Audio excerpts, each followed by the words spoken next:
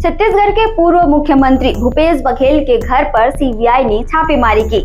उनके साथ ही विधायक देवेंद्र यादव और 5 आईपीएस ऑफिसरों के घर पर भी रेड पड़ी है। महादेव सट्टा ऐप कोयला घोटाला और शराब घोटाले से जुड़ा है। इसके अलावा पीएससी घोटाले को भी जांच में जोड़ा जा रहा है।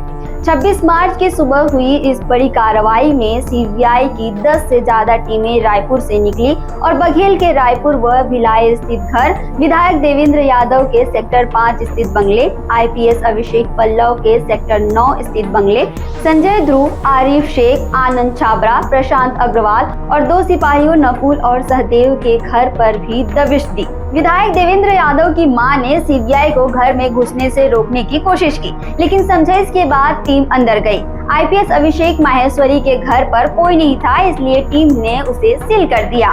बता दें कि होली से पहले भी ईडी ने बघेल के घर पर छापेमारी की थी, जिसमें 32 से 33 लाख रुपए और दस्तावेज जब्त किए गए थे।